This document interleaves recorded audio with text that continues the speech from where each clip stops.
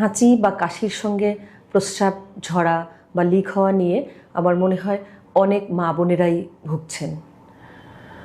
কেউ হয়তো প্রকাশ করছেন, কেউ প্রকাশ করছেন না, এবং এটি যথেষ্ট বিব্রতকর একটি সমস্যা।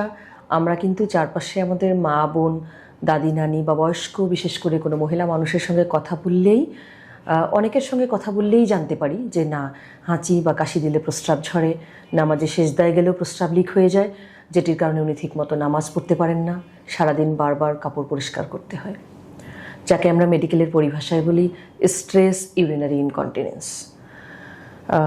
আজকের আলোচনা কিন্তু স্ট্রেস ইউরিনারি ইনকন্টিনেন্সের ডিটেইল বা কারণ নিয়ে নয়।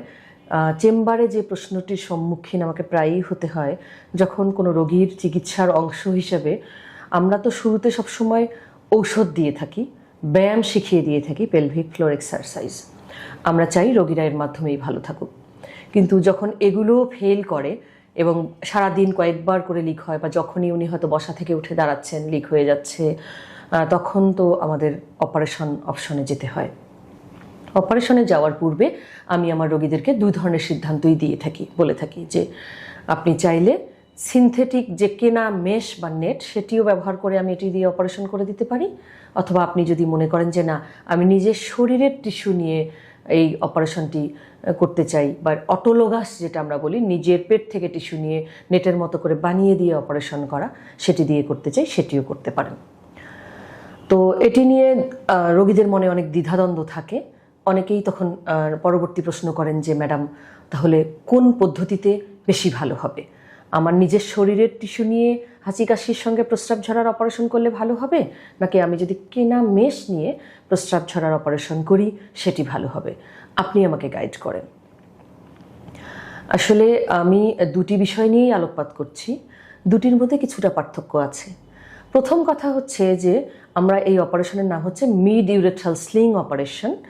এই অপারেশনে দুই পদ্ধতিতে দুই রকম, কিন্তু সফলতার হার দুই ধরনের অপারেশন টেকনিকে একই রকম। আপনি যদি নিজের শরীরের টিস্যু নিয়ে অপারেশন করেন, সেক্ষেত্রেও সফলতার হার শতকরা 85 থেকে 95 ভাগ। আবার যদি আপনি সিনথেটিক মেশ বা কেনা নেট দিয়ে অপারেশন করেন, সেক্ষেত্রেও কিন্তু সফলতার হার শতকরা 85 থেকে 95 ভাগ রোগী পুরোপুরি ভালো হয়ে যান। তাহলে পার্থক্যটা কোথায়? যদি আমরা সিনথেটিক মেশ বা কেনা নেট ব্যবহার করে অপারেশন করে দিই, সেক্ষেত্রে অপারেশনের সময় মাসিকের রাস্তায় শুধুমাত্র ছোট্ট একটু কাটতে হয়, মাসিকের রাস্তার সামনের দিকের দেয়ালে, কারণ মূত্রনালীটা ওখানে থাকে, যেটাকে একটু সুন্দর করে চাপিয়ে ফিক্স করে দেওয়া হয় যাতে প্রস্রাব না ঝরে যায় হাঁচি দিলে বা কাশি দিলে। সেক্ষেত্রে কিন্তু আপনার শুধু মাসিকের রাস্তায় ছোট্ট একটু কাটা থাকে এবং অন্য কোথাও কোনো কাটা ছেঁড়া থাকে না। এক্ষেত্রে সুবিধা কি? আপনার পেটে কোনো কাটা থাকছে না, ছোট্ট কাটা মাসিকের রাস্তায় থাকবার কারণে ব্যথা অনেক কম, রোগীর রিকভারি খুব র্যাপিড, দ্রুত হসপিটাল থেকে ডিসচার্জ করা যায়, রোগীর মোবিলিটি দ্রুত হয়, যেমন যেহেতু পেটে কোনো কাটা নেই, ব্যথা ওরকম থাকে না, রোগী দ্রুত মুভ করেন, নর্মাল কাজে দ্রুত ফিরতে পারেন, এগুলো। এখন যদি এই জায়গায় আমি আসি যে যখন আপনি আবার নিজের পেটের টিস্যু দিয়ে করবেন, তখন কি? তখন তো আমাকে সেই যে নেটের মতো যে লম্বা স্ট্রিপটা, এটা তো আমার শরীর থেকে নিয়ে দিতে হবে। সেক্ষেত্রে কিন্তু আমরা তল পেটে সিজারের ক্ষেত্রে যে জায়গায় আমরা কাটি, ওই জায়গা বরাবর আমরা কেটে একটা স্ট্রিপ অফ টিস্যু নেই লম্বাটে, এটা 8 সেন্টিমিটার লম্বা হয়, ও 2 সেন্টিমিটারের মতো সাধারণত ওয়াইড, যেটা আমরা বলি যে ব্রেথ হয় 2 সেন্টিমিটারের মতো। এইটুকু টিস্যু নেওয়ার জন্য কিন্তু আমাকে তলপেট কাটতে হবে একটু। তলপেট কেটে যখন আমি টিস্যুটা বের করব, তখন কিন্তু আমার এক্সট্রা একটা কাটা থাকছে। সেক্ষেত্রে রোগীর যেটি অসুবিধা, সেটি হলো ওনার মাসিকের রাস্তায় কেটে তো নেটটাকে আমাকে সেট করতেই হচ্ছে, নিজের শরীরের টিস্যুটা, আবার সেই সাথে তলপেটে একটা কাটা থাকছে। তো দুটো কাটা থাকবার কারণে স্বভাবতই তার ব্যথা একটু বেশি হবে, তার মোবিলিটি অবশ্যই যার কেনামেশ দিয়ে আমরা করছি তার থেকে একটু বেশি হয়, এগুলো আছে, এবং রিকভারি একটু স্লো হবে কারণ দুটো কাটা। এখন আমি তো এই প্রশ্নে আসলাম, পরবর্তী কোশ্চেনে যদি আসি, তাহলে নেট যখন আপনি নিতে চাইবেন, অনেক সময় দেখা যায় যে আমরা খুব অবহেলা করেই, ঠিক আছে আমরা নর্মাল যে হার্নিয়া অপারেশনের জন্য সাধারণ যে প্রোলিন মেশ ব্যবহার করছি সেটি কেটে দিয়ে করে ফেলছি।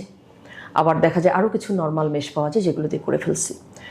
যত খারাপ কোয়ালিটির মেশ হবে, ভবিষ্যতে মেশ রিলেটেড কমপ্লিকেশন বা জটিলতা হওয়ার আশঙ্কা কিন্তু ততই বেশি, মাথায় রাখতে হবে। আর যদি আপনি একদম অপটিমাম ডিজাইন যেটি ভালো মেশ, ভালো কোয়ালিটির মেশ, এই ধরনের মেশ কিন্তু যথেষ্ট কস্টলি, অনেক ব্যয়বহুল হওয়ার কারণে এই মেশ তো বিদেশ থেকে আমাদের নিয়ে আসতে হয়, প্লাস অনেক ব্যয়বহুল হওয়ার কারণে আমার সকল রোগী কিন্তু চাইলেই এই নেট কিনতে পারেন না। তাই কস্ট একটা বড় ব্যাপার। যখন আপনি টাকার ক্ষেত্রে চিন্তা করবেন, আমাদের দেশের সকল মানুষের এই সামর্থ্য নেই যে ওনারা এই নেট কিনে অপারেশনে যাবেন, তখন কিন্তু আমার ক্ষেত্রে সেক্ষেত্রে যখন আমি নিজের শরীরের টিস্যু নিয়ে করে দিব, এই ব্যয়টা আপনার থাকছে না, রোগীরা অনেক উপকার পাচ্ছে আর্থিক দিক থেকে। এছাড়া যেটি বললাম, যখন আপনি শরীরের নিজস্ব টিস্যু দিয়ে করবেন, সেখানে যে আর্টিফিশিয়াল যে একটা জিনিস আপনি শরীরে দিচ্ছেন, এই সংক্রান্ত যে জটিলতাগুলো, যেমন ধরেন মেশ ইরোশন, মেশ নেটে ইনফেকশন, এটার ক্রনিক একটা পেইন বা ডিসকমফোর্ট, এই জটিলতাগুলো কিন্তু হবার আশঙ্কা নিজের শরীরের টিস্যু নিয়ে করলে থাকে না। তো আমরা দেখতে পাচ্ছি যে দুই ক্ষেত্রেই কিছু সুবিধা আছে, কিছু অসুবিধা আছে। এখন প্রশ্ন হলো তাহলে কোনটি বেস্ট, তাই না? এরকম কোশ্চেন তো আসেই আমাদের মনে। আসলে দুটোরই যেহেতু সাকসেস রেট সেম, এখানে বেস্ট বলে কোনো কথা নেই। আসলে কোনটি কোন ক্ষেত্রে চুজ করবেন এটি নির্ভর করছে আপনার রোগীর সিচুয়েশনের উপর, যে তার বর্তমান কন্ডিশন কি, আগে অপারেশন হয়েছে কি না, আগে যদি নেট ব্যবহার করার কারণে আবার এটি রিকার করে বা জটিলতা তৈরি হয় বা মেশ রিলেটেড জটিলতা, সেক্ষেত্রে আপনি অবশ্যই নিজের শরীরের টিস্যু ব্যবহার করবেন। আবার কোনো রোগী যদি এমন হয় যে এত কোমরবিডিটি আছে, উনি আসলে দুটো কাটা পেটে চাচ্ছেন না, তার ক্ষেত্রে আমরা চাইবো না, সেক্ষেত্রে আমরা নেট কিনে দিয়ে, যেটা কিনে নেওয়া হয় সেটি দিয়ে আমরা করে দিচ্ছি। তো আসলে এটি নির্ভর করছে সার্জনের এক্সপার্টাইজ, অ্যাভেলেবিলিটি, আবার মেশের কস্ট, পেশেন্ট প্রিফারেন্স, অনেক কিছু মিলেই আমাদেরকে সিদ্ধান্ত নিতে হয় কেস টু কেস। তাই বেস্ট বলে কিছু নেই, দুটোই বেস্ট, সিচুয়েশন বেস্ট আমরা সিদ্ধান্ত নিয়ে থাকি। তবে এই অপারেশনের সফলতার হার অনেক বেশি এবং অনেক মা বোনেরা এই অপারেশনের মাধ্যমে হাঁচি কাশির সঙ্গে প্রস্রাব ঝরা থেকে মুক্তি পেয়েছেন, যাদের ক্ষেত্রে অলরেডি পেলভিক ফ্লোর এক্সারসাইজ এবং ঔষধ ফেইল করেছে। ধন্যবাদ, আশা করি আপনাদের দ্বিধাদ্বন্দ্ব দূর হবে।